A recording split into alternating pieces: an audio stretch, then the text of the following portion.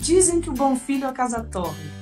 E é por isso que no Por Onde Anda de hoje, nós vamos rever um dos primeiros jovens beneficiados pelos serviços prestados pelo IFG. As suas lembranças se entrelaçam à própria história do nascimento do Campus Formosa. Seja bem-vindo, Lucas Amaral, uma das primeiras matrículas do Campus Formosa de 2010, época em que os cursos técnicos integrados ao ensino médio tinham a duração de 4 anos aqui no campus.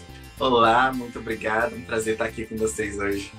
Lucas, como foi chegar ao IFG em 2010, quando o Campus Formosa estava só começando? O que mais te marcou naquele início de campus? Bom, o IFG naquele momento, ele estava cheio de desafios e de novidades. De desafio, a gente tinha a própria estrutura mesmo, que a gente tinha só 2 prédios que estavam entregues e terra. O que a gente tinha em volta era terra. E tinha terra dentro da sala de aula, em cima da cadeira.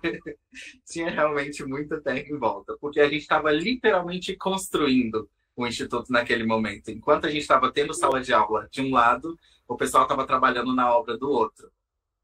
Aí vem das dificuldades de estrutura, mas tinham muitas novidades. Também foi transformador chegar ali naquele momento, naquele 2010, onde tudo estava começando, onde a gente tinha vários professores com uma energia absurda, professores de todos os lugares do país que tinham vindo para essa cidadezinha do interior, aqui na beira de Brasília, e que estavam com os olhos brilhando para ver toda a transformação que, assim como eu, muitos dos alunos não tinham ideia do que ia ser. E assim, é, foi, foi incrível. Um exemplo dessa situação, né, de como os professores eram essa força ali, como ela moveu muito nós alunos para poder fazer transformação, foi na primeira vez que a gente foi fazer uma CCTech. A gente juntou todo mundo, passou o dia subindo os estandes, instalando os estandes para poder fazer as apresentações. E ali, por volta de umas 5 horas, a gente ia fazer a abertura por volta das 7, se não me engano. Por volta de umas 5 horas veio uma ventania e jogou os estandes todos no chão. Pouco depois dessa ventania, que já tinha jogado terra, lembra da terra, né? Ela jogou terra no pátio todinho, veio chuva. E aí a gente teve uma lama dentro do pátio, teve toda uma situação. Eu particularmente achei, acabou, não vamos ter evento. Era a primeira vez que eu estava vendo alguma coisa daquilo, e uma das pessoas que me marcou ali naquele momento foi o Dória. Dória falou, a gente não vai parar, isso daqui ainda vai acontecer. E juntamos professores, alunos, todo mundo com rodo, balde, mangueira. A gente limpou aquele pátio, a gente subiu todos os estandes e a gente ainda fez a FESTEC acontecer de uma forma assim incrível. Foi, de novo, foi um início de IFG marcante, apesar de todas as dificuldades que a gente teve, apesar de todas as coisas que a gente teve. E, de novo, né? Era a primeira situação que a gente tinha, a gente estava começando tudo, e foi um momento de falar, a gente não vai desistir apesar dessa dificuldade. Foi maravilhoso. E esse impulsionar dos professores com a gente, aluno, naquele momento, comigo em específico, foi muito do que fez perceber do quanto a gente estava sendo importante naquele momento, do quanto a gente estava marcando aquele ponto, porque eram essas histórias que seriam contadas para todos os alunos que viessem depois, na segunda, terceira, sexta, lá na primeira, a turma varreu esse pátio aqui para a gente poder fazer acontecer. Então, valoriza esse instante. Valoriza. Brincadeiras à parte, foi realmente muito, muito incrível. E a gente, como primeira turma, a gente teve inúmeras oportunidades de realmente escrever a história do IFG e, assim, foi fantástico. Foi muito simbólico esse momento, né? Todos que passaram por esse momento relembram. É impressionante o simbolismo dele. Foi a primeira, eu acho, mobilização popular, estudantil, tudo ali naquele momento. Eu não tenho mais essa foto, mas a gente tirou uma foto no fim com os rodos e os baldes levantados para cima, assim, que foi um momento de vitória quando a gente conseguiu terminar aquilo e falou, essa CESTEC vai acontecer. E o que que foi de mais engraçado, assim, que ficou marcado para você? Todo mundo correndo de um lado para o outro. A galera, uma galera desesperada, outra correndo. Eu sou a pessoa do caos, assim, que trava no caos. Na hora que eu vi todo mundo, aham, beleza. Aí eu falo, pega aqui, beleza, vamos lá. Foi uma loucura, mas aconteceu. E você e seus colegas na época, vocês tinham consciência de que vocês estavam fazendo história naquele momento, que vocês eram pioneiros de uma coisa tão grandiosa aqui para Formosa, para a região? Aurora, eu acho que no início mesmo do IFG, ali nas primeiras semanas, no primeiro mês, talvez não tanto. Mas conforme aquele primeiro semestre foi acontecendo e a gente foi entendendo o tamanho do que era o IFG, tudo que aquilo ainda ia ser, sim, a gente foi percebendo o quanto a gente era a pedra fundamental na história do que estava acontecendo ali. A gente Bom, literalmente plantou as árvores que estão no jardim daí do IFG. então, e você já teve a oportunidade de ver o tamanho dessas árvores aqui? Já Nossa, elas estão enormes, Lucas. Enormes. Enfim, vamos lá. Muitos alunos hoje enfrentam algum receio, né, em apostar em instituições novas. Eles continuam querendo ficar sempre na mesma instituição e aí tem um certo medo de mudar, de mudança. O que você fez, né, ou melhor, o que fez você confiar e apostar no IFG naquele momento, no curso técnico integrado em informática para a internet? olha, existe um componente de sorte muito grande, para o meu caso em específico, porque eu era ignorante num nível absurdo. E é um ignorante realmente de não ter informação. O instituto, ele fica na rua 64, né? E eu cresci na rua 66. Então eu cresci do lado de onde o instituto estava acontecendo e eu vi literalmente a construção dele, a limpeza do lote, o subir das estruturas, eu vi tudo. E tudo que a gente via, o que a gente escutava em volta era a nova faculdade, a nova faculdade.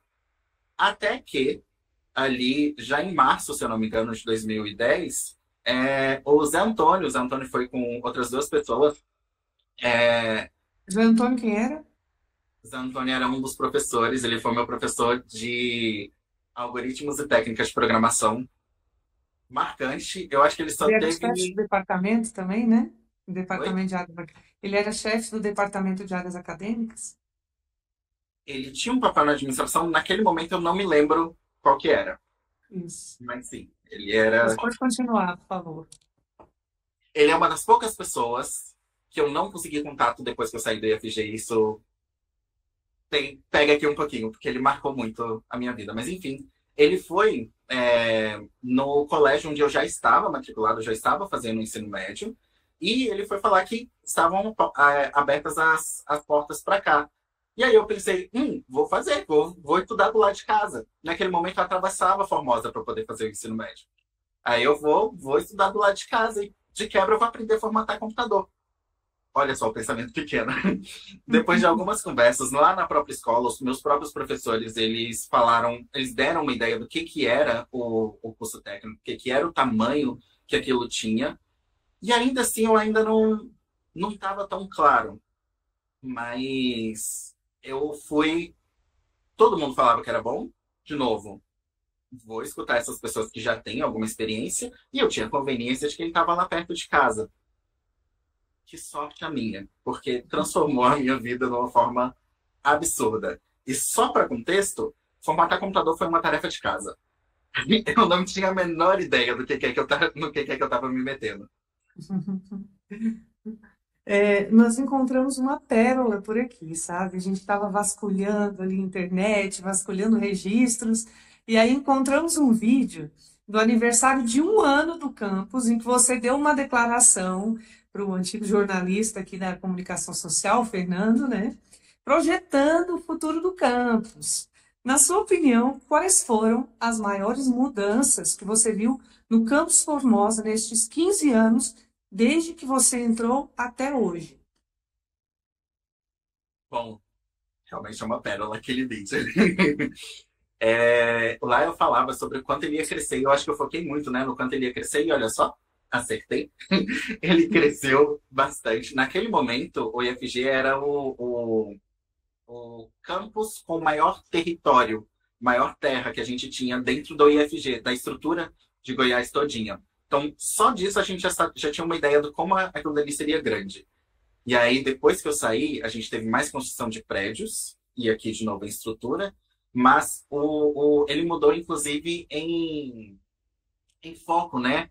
Naquele momento, a gente tinha os cursos de superior em biologia, os técnicos em edificações, controle mental e informática para a internet, tanto integrado quanto o subsequente, mas parava ali. Hoje tem o olhar das áreas sociais, expandiu para biotecnologia, já teve várias expansões e assim, cresceu. E para além de crescer, dentro do IFG em si, ele mudou a vida de todo mundo em volta e mudou o lugar em volta.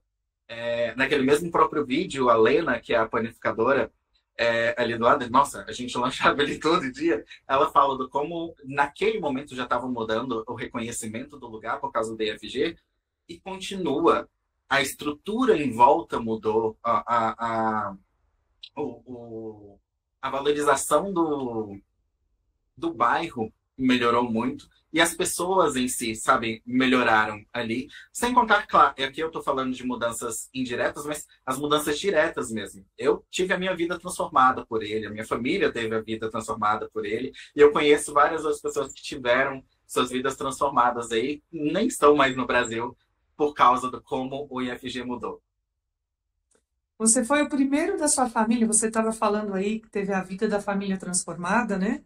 Você foi o primeiro da sua família a entrar no IFG. Depois veio a sua irmã e a sua mãe também passaram por aqui, né? As duas. Como foi ver a educação transformar não só a sua vida, mas também a trajetória da sua família? Foi incrível. Tem mais uma pessoa, na verdade, a minha tia também, ela entrou, ela fez junto com a minha mãe, as duas na mesma turma. Então, assim, é mais gente da minha turma. Se eu não me engano, aqui pode ser uma informação incompleta. Eu tenho um primo que também entrou aí, só que ele já entrou nos últimos anos. Ali nos últimos 4 anos, alguma coisa assim. Mas a família realmente entrou dentro do IFG, porque eu entrei e eles viram um tanto de oportunidades que eu tive aí dentro.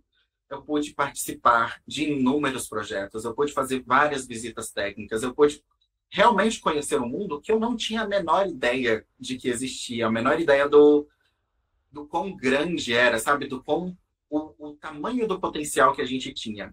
E ao me ver naquele lugar, elas também tentaram e conseguiram expandir também muito do universo delas. Nesse momento que eu estou falando com você, a minha irmã está morando em Roma.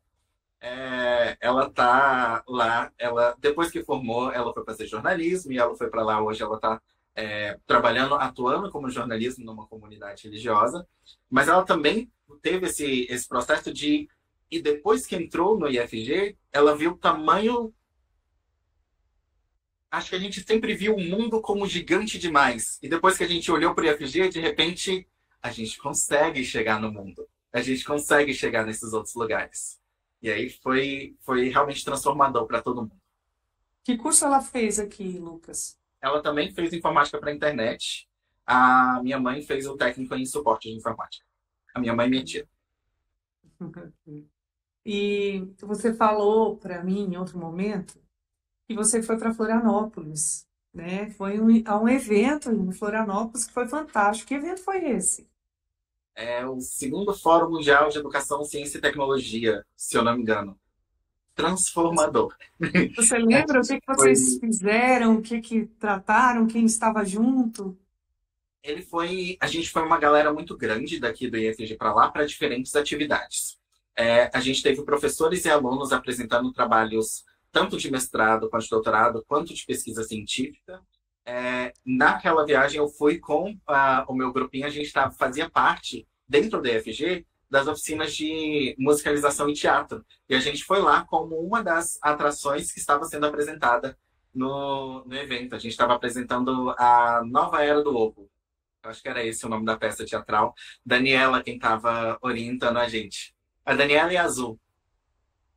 Sim, é um bom momento de se lembrar. É verdade, o pessoal falava aqui depois, né? O pessoal comentava desse fórum. Foi transformador, foi muito incrível. Foi a primeira vez que eu conheci a praia. Eu nunca tinha saído daqui do Goiás naquele momento. Eu tinha saído do Goiás para o DF, porque eu tenho família no DF. Mas era só aquele espaço. De repente, eu realmente foi a minha primeira oportunidade de sair e conhecer outro lugar. E para além disso, aquele fórum, ele é gigante. A gente tinha gente de todo o país. A gente tinha trabalhos de todos as formas, sabe? Eles estavam atuando em inúmeras pontas diferentes. Então você tinha coisa que você chegava, eu naquele momento, novinho, não tinha muita maturidade, eu chegava e olhava, aham, não consigo entender quase nada. Mas tinha várias outras coisas que eram muito mais palpáveis para minha realidade. E ali, realmente porque era um evento grande demais, plural demais, para muitas realidades. E assim, maravilhoso. Durante o curso no IFG, você transitou da informática para o teatro, para a dança e até para a música. Participou de 3 PIBICs. Haja fôlego, né, para participar de tantos projetos de iniciação científica. Foi monitor de todas as disciplinas técnicas possíveis, existentes aqui. Como essas experiências dialogaram com sua carreira em tecnologia e inovação? Só um adendo. Você cresceu demais. Eu só fui das técnicas de informática para a internet. Dos outros cursos eu não fiz as técnicas. Não, não, todas as disciplinas possíveis do seu curso. Exatamente. Pois é. Eu falei lá atrás, né, sobre como a minha mãe e minha irmã estavam vendo o tanto de oportunidade. Aparecia uma oportunidade, eu abraçava ela. Houve situações em que eu deixei de dormir para dar conta das coisas? Houveram algumas vezes que isso aconteceu. Mas eu realmente tive muitas oportunidades. Eu tive muitos professores que me abraçaram e impulsionaram muito nisso. Na época do primeiro PIBIC, o Fabrício era o responsável pela pesquisa e extensão. E aí ele falou que seria interessante e tal, vamos lá. Ainda não entendia muito o que era, mas tudo bem, vamos. Essa experiência está sendo legal, não vai ser uma coisa ruim. E aí eu comecei o primeiro projeto com o Thiago. O Thiago não era meu professor na época. E aí eu comecei a orientação com ele. Foi uma experiência difícil, bastante difícil, bem desafiadora, mas ele me abraçou muito. Tiveram alguns momentos em que estava sendo difícil dar conta mesmo do peso da pesquisa junto com coisa. A gente sentou e conversou. Inclusive, ele me deu monitoria para que eu conseguisse aprender a lidar com todas essas coisas ali. E foi fundamental. E participar, né? Poder abraçar todas essas oportunidades me conseguiu desenvolver uma pluralidade em mim que foi transformadora no resto da minha vida. Porque eu entrei para TI, informática para a internet. Aí a gente já pensa, a imagem que tem do TI é o nerdzinho que fica trancado dentro do quarto e pronto, acabou. De repente eu estava na dança, eu estava no teatro, eu estava na música, estava me apresentando. Aí tem um vídeo interessante, inclusive, de um dia que eu estava me apresentando e quase caí. Foi interessante, posso mandar ele depois. E nessas outras atividades, eu pude ir aprendendo, desenvolvendo várias habilidades. Lá atrás, antes mesmo de entrar no IFG, eu sempre quis ser professor. E aí, de repente, apareceu a oportunidade de ser monitor. E já foi aquele primeiro contato de como ajudar as pessoas, como poder transmitir a informação que eu tinha para essas pessoas. E estar dentro do teatro, estar dentro da música, me ajudavam no processo de como interagir com as pessoas, como modular a voz e chegar nesses momentos de conseguir trabalhar dentro da própria monitoria. Dentro dessa stack, eu também pude apresentar, promover oficina, então participar também dessa musicalização que teve o trabalho da voz, me permitir estar ali na frente da sala e conseguir projetar a voz para tudo aquilo. Então, cada uma das coisas acabou se amarrando em todas elas. E naquele momento, depois de amarrar tudo isso, eu consegui perceber o quanto é rico você poder puxar de várias outras fontes. E aí, esse foi o início para que eu pudesse começar a fazer isso depois do IFG também. Apesar de estar seguindo numa linha profissional, eu poder sempre estar pegando de outras fontes para poder aumentar o meu repertório. Fazer tudo isso, todas essas atividades, não é muito pesado junto com as aulas? Como é que era o ensino na época? Olha, ficava pesado. Às vezes. A gente, como você falou, né? A gente ainda tinha um ensino médio de 4 anos. O que a gente tinha de aula era no período matutino. E aí a gente tinha a tarde e a noite livres. Os cursos de extensão, eles aconteciam à tarde, mas não eram todos os dias. Acho que era uma vez por semana de cada uma dessas modalidades. Se não era uma, eram duas. Mas eles não aconteceram todos ao mesmo tempo e eles não duraram os 4 anos. Então, eles foram modulares. Um semestre tinha um, outro semestre tinha outro. E nisso você ia equilibrando. As monitorias também eram, apesar de eu ter sido monitor de todas as disciplinas técnicas, eu não fiz de todas ao mesmo tempo também. Então, primeiro semestre não tinha nada, porque a gente estava aprendendo todo mundo junto, mas a partir do semestre, não, desculpa, do ano, né? Que ele era anual. A partir do segundo ano, aí já pegou algoritmos e técnicas de programação. E aí, conforme ia passando e a gente ia tendo novas turmas, as primeiras disciplinas iam ficando com outras pessoas e eu ia adiantando para as outras. Então, assim, é muita carga, é verdade. Eu tinha sorte de só precisar estudar. Exatamente, eu só precisar estudar.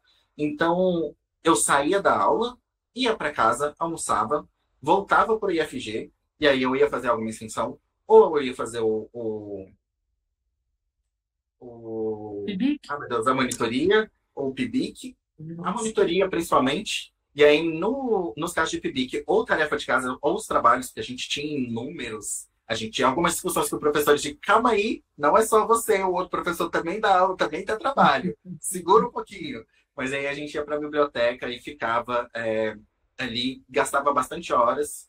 Algumas vezes eu saía da biblioteca, ia para casa de um amigo, a gente tinha um trio que a gente estudava muito junto, o Juan e o Geraldo, e a gente saía do IF, na hora que não conseguia mais, não dava para resolver no IF, a gente ia para casa do Juan, do escritório do pai do Juan, onde tinha um computador para todo mundo, a gente sentava e, ó, Dali, vamos lá que ainda tem trabalho, é para amanhã, e a gente fazia. Então, sim, era bastante pesado, mas, como eu falei lá atrás, tinha muito incentivo dos professores, tinha uma energia muito positiva, sabe? Que te incentivava. Então, tá pesado, tudo bem. A gente sentava e a gente podia conversar com os professores. Tinha essa abertura de, olha só, tá pesado, não tô dando conta disso, disso, disso. E a gente conseguia se encaixar dentro dessas coisas. Eles davam muita orientação de, e se você fizer isso? E se você fizer aquilo? Se você... Claro, né? A gente não tinha poder de mudar a grade, mudar a forma como o professor trabalhava necessariamente. Mas eles conseguiam dar orientação para a gente de como a gente poderia organizar melhor as coisas e a gente conseguia atender todos os compromissos que estava fazendo. Dito isso, eu acho que não teve muita gente que assumiu tanta coisa quanto eu naquela época. Você já passou por órgãos como a Codeplan do Distrito Federal, a SECOM do GDF e o Instituto Nacional de Tecnologia da Informação, né? Hoje você é gerente de inovação no Instituto de Pesquisa e Estatística do DF. Futuramente, quem sabe, pode estar em outro órgão, outro local, né? Assim esperamos, quem sabe, né? Para uma carreira promissora. Em um Brasil em constante crise política e social, o que significa inovar no setor público? Olha só. O inovar, para mim, não veio tão simples. Então, entender que estava inovando, pelo menos, não foi uma coisa que veio tão fácil. Você falou ali, né, que eu passei pela Codeplan, hoje eu estou no IPDF.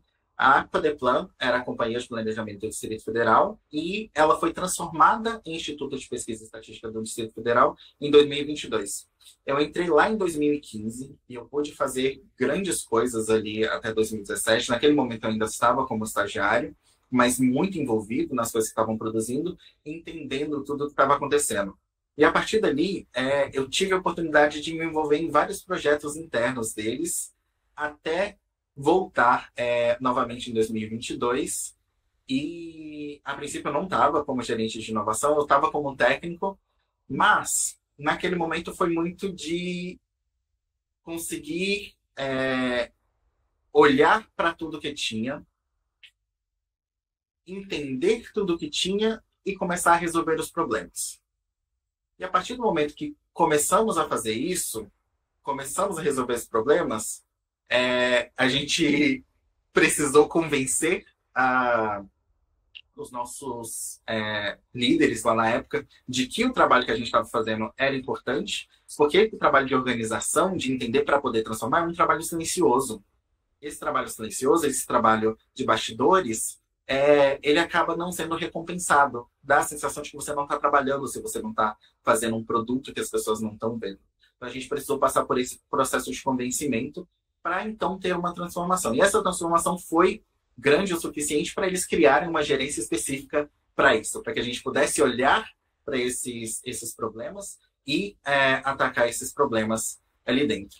Então, baseado nesse cenário que eu vivi ali dentro, o que eu posso te dizer sobre dos desafios do que a gente tem são alguns pontos. Um deles são as pessoas. E as pessoas, elas estão envolvidas tanto no estarem abertas para mudanças, porque inovar vai gerar mudança. Inovar é mudança.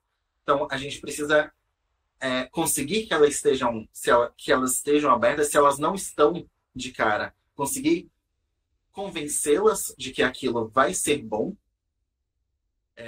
convencer as lideranças também de, olha só, deixa a gente trabalhar nisso daqui, porque vai trazer um trabalho positivo lá na frente. Então, esse ponto de pessoas. E as pessoas envolvem tudo, mas a gente conseguir dar transparência e trazer o foco, que às vezes a gente perde um pouco, de que é a pessoa, de novo, o cidadão, como centro de tudo. Que a ideia de inovar dentro do governo é conseguir garantir melhorias para o cidadão. Ali, de novo, a gente trabalha principalmente com coleta, tratamento e visualização de dados, para que todo o GDF possa tomar as decisões para criação, acompanhamento, mudança das políticas públicas. E o que permite fazer essa inovação é isso, é a gente colocar o cidadão no meio e entender como é que ele precisa interagir com o governo, entender aquele problema, entender todo esse processo, para que a gente possa propor melhorias, possa inovar. Às vezes, inovar é acabar com uma fila. Às vezes, ele precisa chegar com uma série de documentos impressos, uma série de coisas ali, que se a gente tirar aquela fila, permitir que ele possa resolver pelo celular, sem sair de casa, a gente já está transformando demais a vida da pessoa. Então, assim, de novo, existe a questão das pessoas, do convencimento, o convencimento da própria liderança, e existe o desafio de olhar realmente para as raízes do problema. Não é tentar burlar o sempre foi assim. Não. Por que que ele está desse jeito? Por que que ele faz assim? Qual é o foco disso daqui? Vamos esquecer o que é que está acontecendo aqui e olhar o que é que eu quero de resultado e pensar numa forma diferente de arrumar esse resultado. Com tudo isso, a gente consegue inovar ali dentro. No IFG, não sei se você atuava em algum projeto social, mas hoje você é voluntário no Teto Brasil, né? Você ajuda comunidades vulnerabilizadas. O que esse trabalho social te ensinou que nem o IFG, nem a vida profissional poderiam ensinar? Eu acho que a grande diferença de trabalhar ali e desses outros espaços é a humanidade. Que a gente tem contato com as pessoas em todos os lugares. E o IFG, ele está formando pessoas o tempo todo. A minha formação, ela foi muito, de novo, para a área tecnológica. Teve todos esses outros andares, mas ele vai muito para o técnico, para a construção do currículo, para garantir que você tenha o conhecimento e que você consiga transmitir esse conhecimento, que você consiga criticar o mundo, que você consiga olhar para essas coisas. dentro do mercado profissional, é muito sobre como você consegue, a partir do seu currículo, propor soluções. Como é que você consegue olhar para situações, resolver problemas, olhar para esses processos. Mas o trabalhar ali na Teto é muito sobre escutar, sabe? Entrar em contato com a pessoa, olhar nos olhos e escutar o que elas têm para dizer. Ali o trabalho que até é uma ONG bastante grande. Eu faço parte do capítulo do Centro-Oeste, e aí, dentro do Centro-Oeste, eu ainda faço parte da equipe específica de diagnóstico. E aí, do que a gente faz é mapear as comunidades dentro do Distrito Federal e do entorno, aqui no Goiás, para a gente ver onde é que a gente pode atuar. E esse processo de mapear é tanto olhar no satélite mesmo, identificar aqueles pontos, e depois a gente vai lá para poder conversar com as lideranças, para conversar com as pessoas, entender um pouco do perfil das pessoas, e a gente realmente entrar na casa deles e conhecer um pouco da história deles. E o quanto esse escutar as pessoas transforma. Às vezes a gente olha para o lugar e pensa uma série de soluções. Quando você vai escutar a pessoa, o que ela precisa é bem diferente do que você estava pensando. E o que ela precisa entra nos planos de vocês?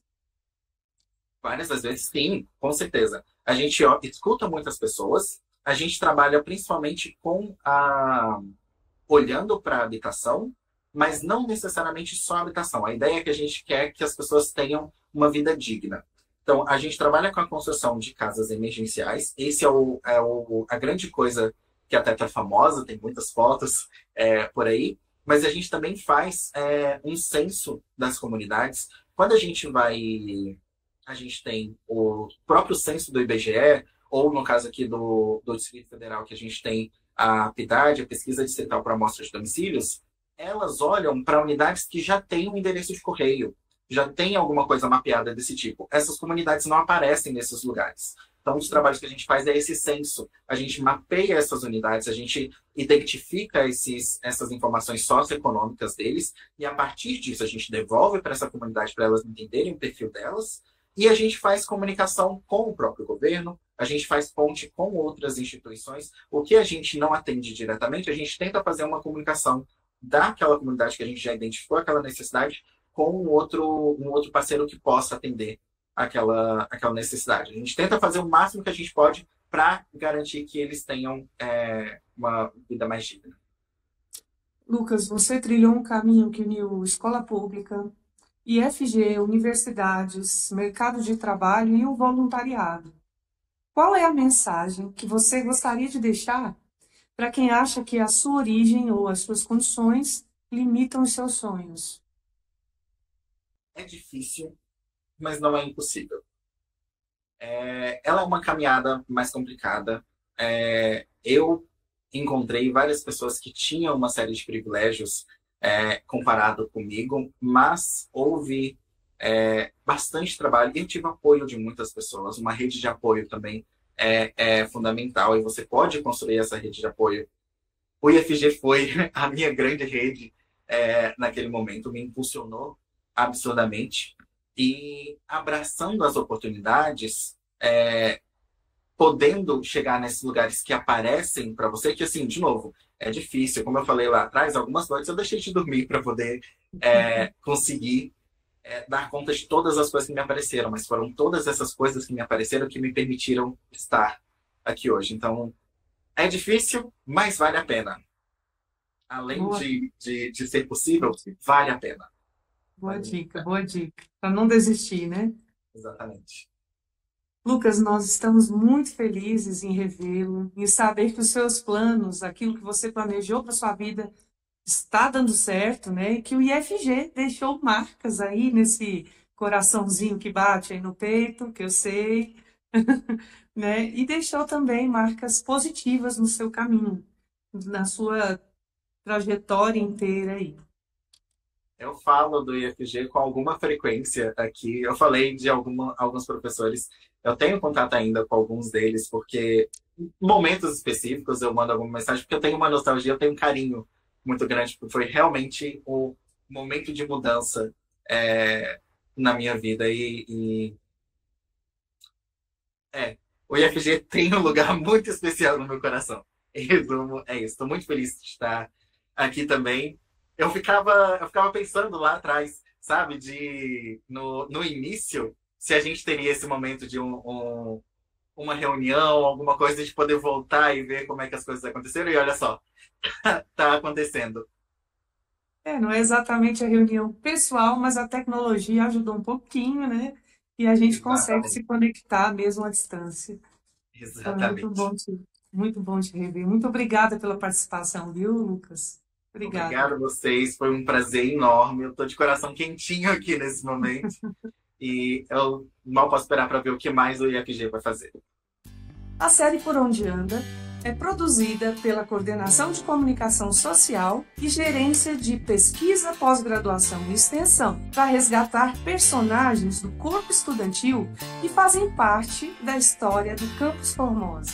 Para o campus, manter um elo com seus egressos, saber como vai a vida, é sempre uma satisfação e motivo de orgulho.